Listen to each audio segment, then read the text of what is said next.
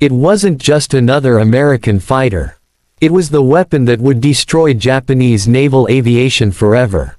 On June 19, 1944, when those dark blue Hellcats dove through our formations with devastating precision, every Japanese pilot in the sky knew the age of the Zero was over.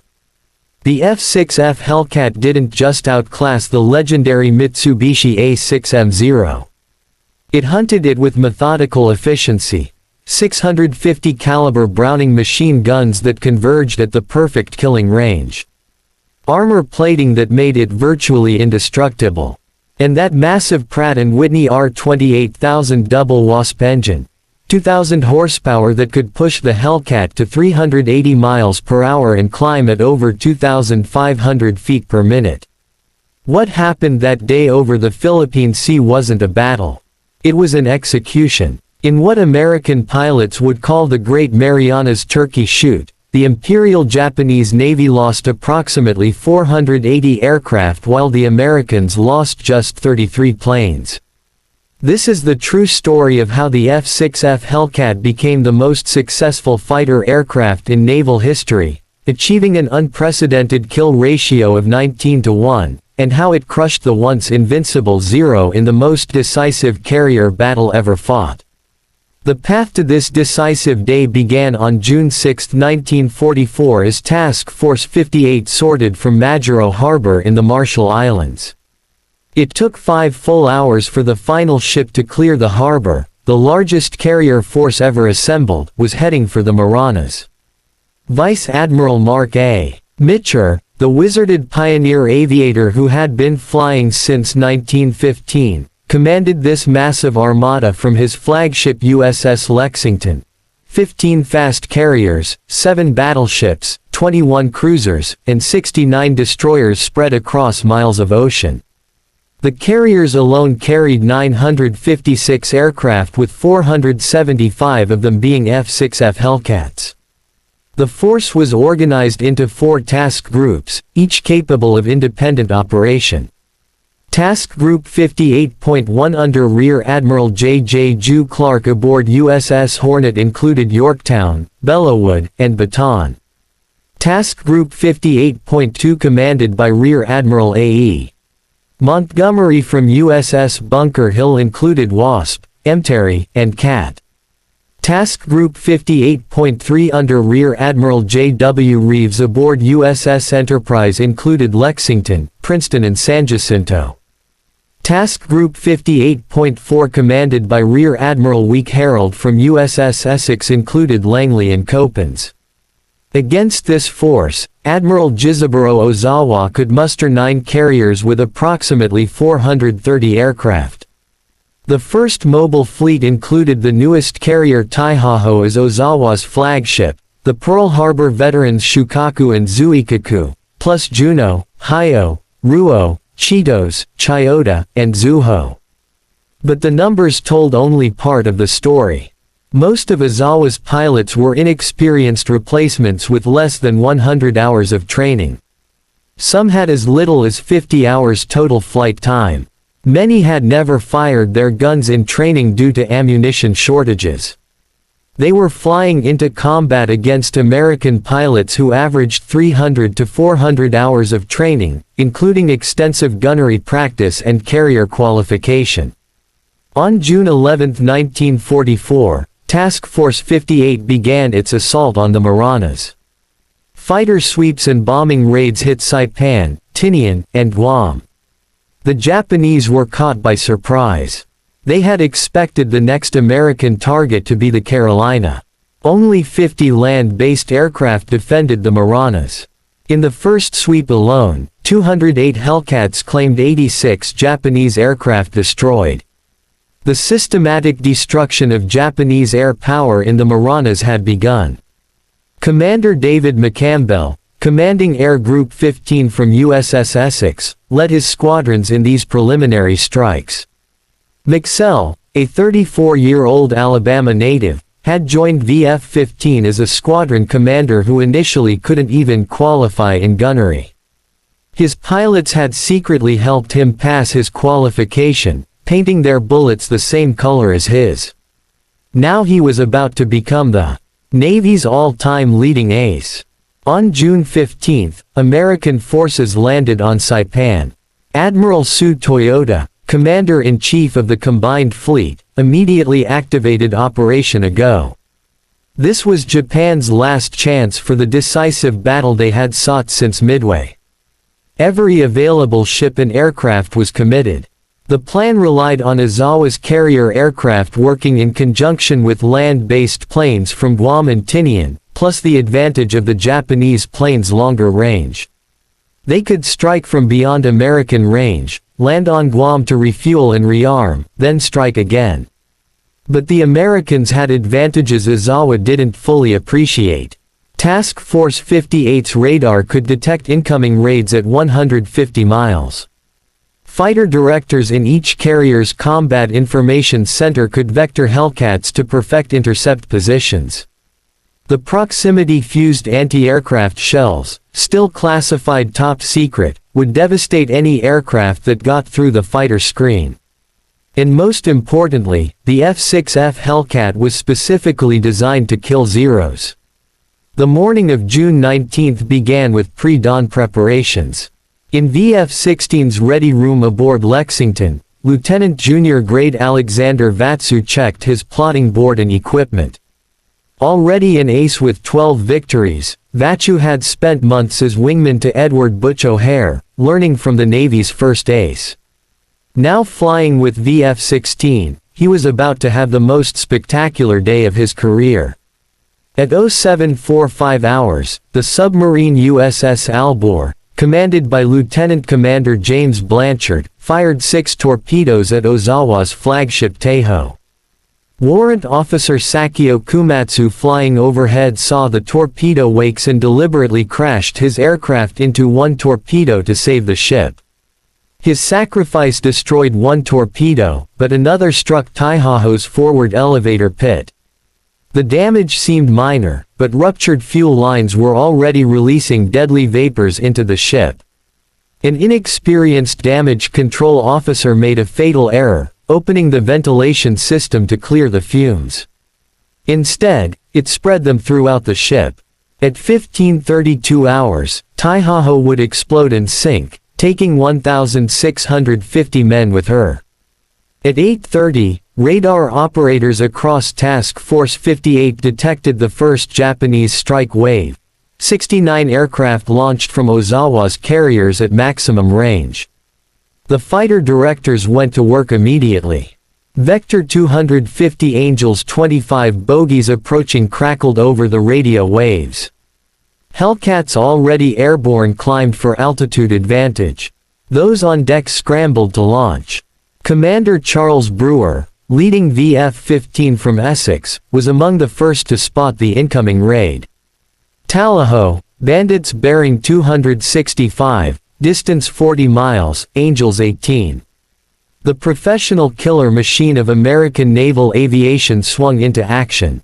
Hellcats from multiple carriers converged on the Japanese formation, directed by fighter controllers who could see the entire battle developing on their radar screens. The Japanese pilots maintained tight formation, flying straight and level toward their targets. It was their first and fatal mistake. Lieutenant Commander Paul Bowie, commanding VF-16, later described the interception. "They came in perfect formation like they were on parade. Our guys couldn't believe it. They just held formation while we shot them to pieces." Commander Mitscher led 12 Hellcats from VF-15 at 25,000 feet when he spotted the enemy formation below. "I made a modified high-side run," he later wrote, "and only my starboard guns fired, which threw me into a violent skid. Guns were charged twice again, and since my target had pushed over and gained high speed, a stern chase ensued. The Judy dive bomber he was chasing tried to escape, but McCampbell's Hellcat was faster. His 6 guns converged, and the Judy exploded. The slaughter had begun. Mac Bull destroyed 5 Judy dive bombers in the morning. Engagement, then later that afternoon shot down 2 Mitsubishi A6MO over Guam for a total of 7 victories on June 19. His wingman, Lieutenant Roy Rushing, would later distinguish himself at the Battle of Leyte Gulf in October. Meanwhile, Lieutenant Junior Grade Alexander Vraciu was having his own problems. His F6F supercharger had malfunctioned, limiting his altitude and speed. Unable to keep up with his squadron, he led his division back toward the task force. As they approached, Vraciu spotted a large formation of duty dive bombers heading for the American ships. What happened next became legend. They were so thick against the water below, Vraciu later recalled. I felt like a kid with a plate of cookies, afraid someone else was going to take some, even though I had all I could stuff. In just 8 minutes, using only 360 rounds of ammunition, about 10 rounds per gun per kill, Vraciu shot down 6 duty dive bombers. His marksmanship was nearly perfect. After landing on Lexington, Vraciu climbed out of his Hellcat and, still wearing his flight gear, held up 6 fingers for the photographers. The photograph became iconic, the grinning young ace symbolizing American dominance in the air. When he inspected his aircraft, he discovered the wingfold pins were protruding. He had flown his greatest mission with his wings only partially secured. The first wave was being annihilated. Of 69 Japanese aircraft, 42 were shot down. The few survivors who returned to their carriers reported scenes of horror. Hellcats everywhere coming from above, from the sides, always with superior speed and firepower. The second wave of 128 aircraft launched at 0900 met an even worse fate. By now, every Hellcat in Task Force 58 was either airborne or ready to launch. The fighter directors had perfect radar plots of the incoming raid. The Japanese flew into a wall of Hellcats positioned at perfect intercept altitudes. Lieutenant Eugene Valencia of VF-9 flying from USS Yorktown had developed what he called the mowing machine tactic. Working with 3 other pilots, James French, Clinton Smith, and Harris Mitchell, Valencia had created perhaps the deadliest division in naval aviation. They would later claim 50 victories between them, but on June 19, they were part of the larger defensive effort. Fighting Squadron 1 from Yorktown had a spectacular day. Led by Commander Smoke Stren, VF-1 claimed 37 Japanese aircraft destroyed. Lieutenant Junior Grade George Carr shot down 5 planes, becoming an ace in a single day. The squadron's Hellcats dove from 24,000 feet into masses of Japanese aircraft 10,000 feet below, their 6 guns blazing. The technical superiority of the Hellcat was overwhelming. Where the Zero weighed 5,313 pounds loaded, the Hellcat weighed 12,598 pounds. That extra weight was armor plating, self-sealing fuel tanks, and structural strength. The Zero's pilot sat behind a thin aluminum panel. The Hellcat pilot was protected by armor plate behind and below bulletproof glass in front. The Zero's fuel tanks would explode from a single incendiary bullet. The Hellcat's tanks would seal themselves using layers of rubber that swelled when punctured. The engine difference was equally decisive. The F6F3's Pratt & Whitney R280010 produced 2,000 horsepower with water injection boosting it to 2,200 horsepower for combat emergency power. The Zer's Nakajima Sakai 21 managed only 1,130 horsepower. This meant the Hellcat could outclimb, outdive, and outrun the Zero at any altitude. At 20,000 feet, where much of the combat took place, the Hellcat could climb at 2,000 feet per minute. The Zero managed perhaps 1,500 feet per minute, and that rate decreased rapidly with altitude. The armament told its own story. The Hellcat's 650 caliber Browning M2 machine guns each carried 400 rounds, total 2,400 rounds. The guns were bore-sighted to converge at a specific range, creating a cone of destruction. The Zero typically carried 2 Type 99 20mm cannons with only 60 rounds each, plus 2 7.7mm Type 97 machine guns.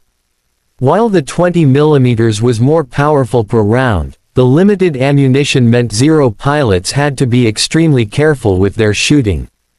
Hellcat pilots could fire long bursts, walking their tracers onto target. At 1,000 hours, the third wave of 47 aircraft approached.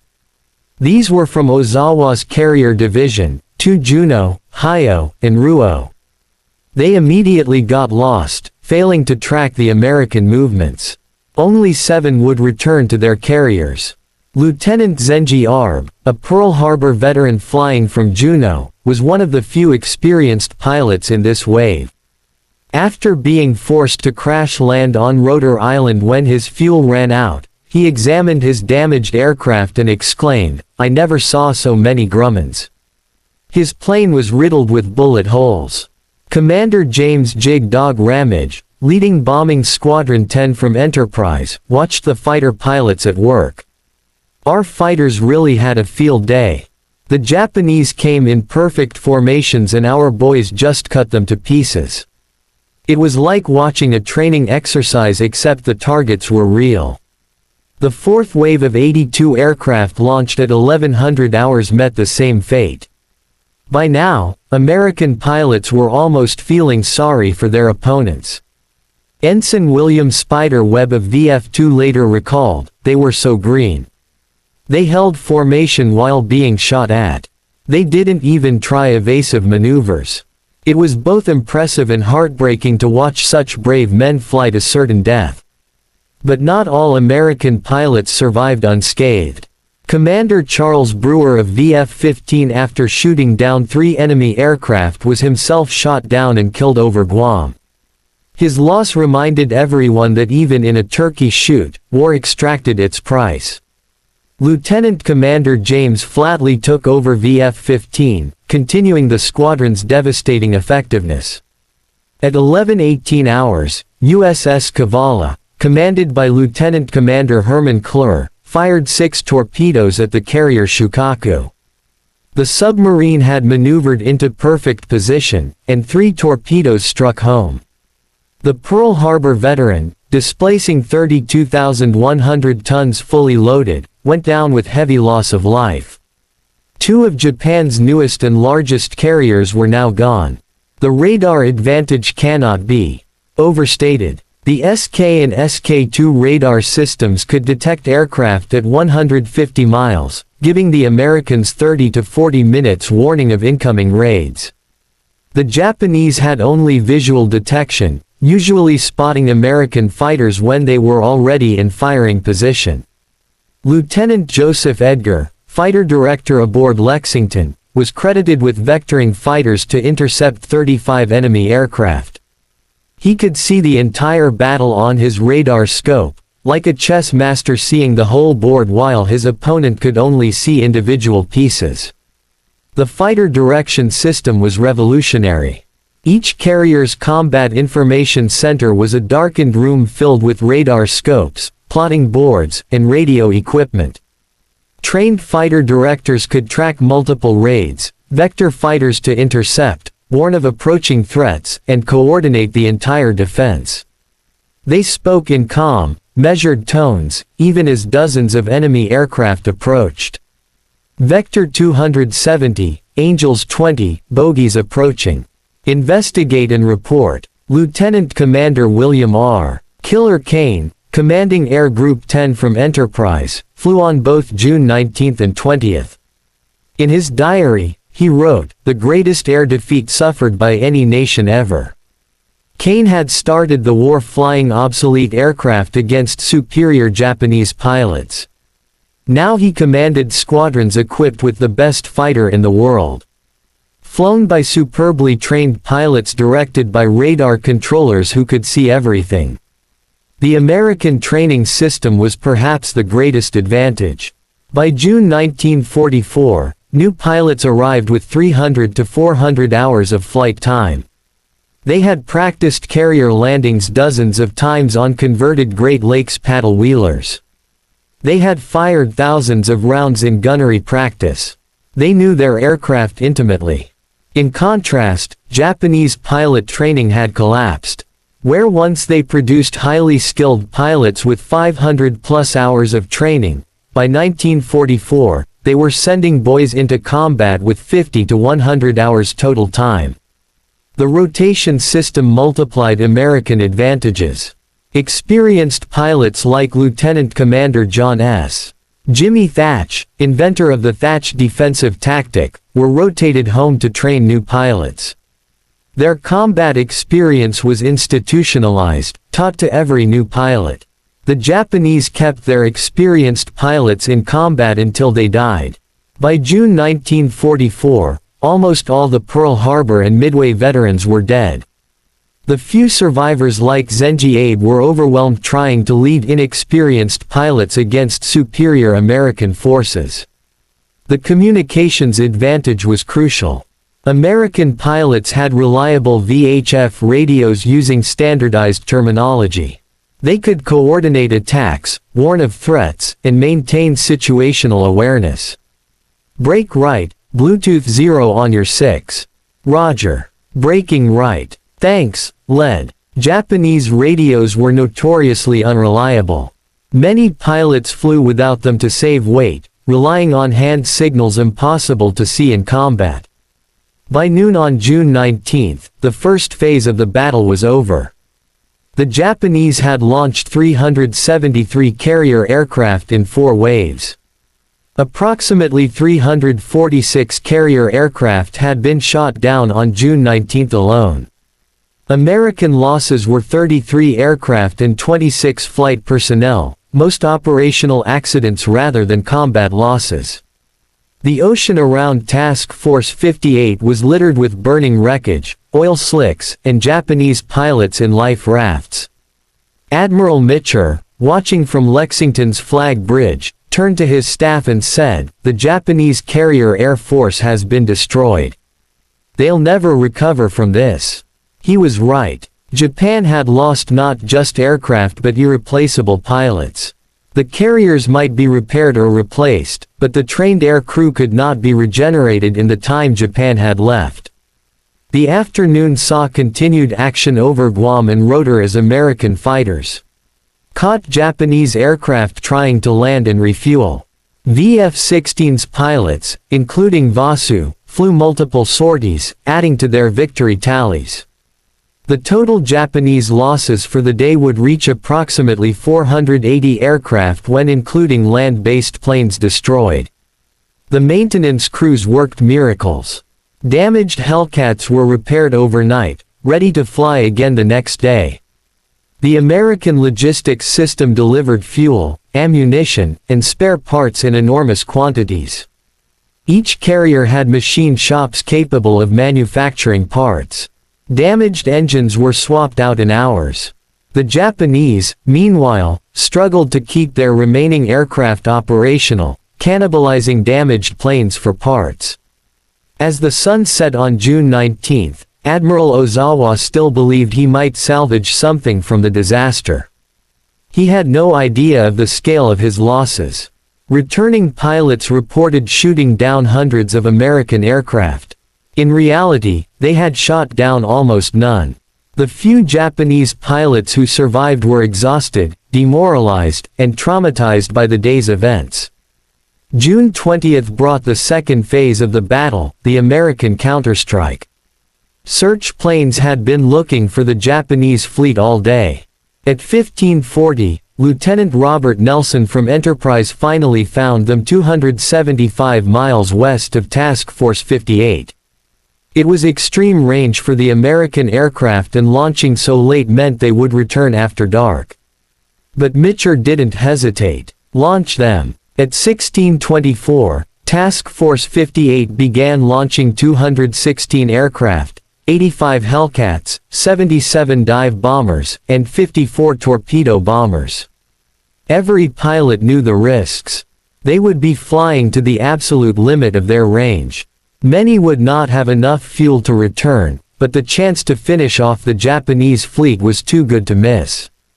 Lieutenant Commander Ramage led VB-10's Dauntlesses from Enterprise. As they approached the Japanese fleet, he could see 3 carriers, battleships, cruisers, and destroyers spread across miles of ocean. The few remaining Japanese fighters rose to intercept, but they were overwhelmed by the escorting Hellcats. The attack was confused but effective. The carrier Hyo took several bomb and torpedo hits and sank. Zuikaku was heavily damaged, as were the carriers Juno and Chiyoda. The battleship Haruna took a bomb hit and 2 oilers were sunk. But the real drama came on the return flight. As darkness fell, American aircraft began running,